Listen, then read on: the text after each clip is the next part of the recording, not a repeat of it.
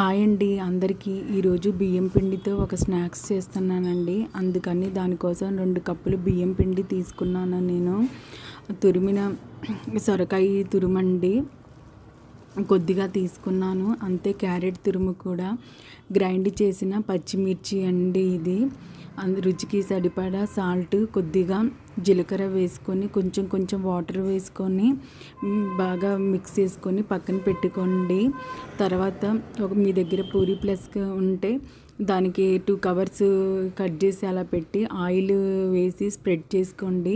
చిన్న బాల్స్ లాగా చేసుకొని ప్రెస్ చేసుకోండి. పూరీ ప్లస్ లేకపోయినా హ్యాండ్తో కావాలన్నా చేసుకోవచ్చండి.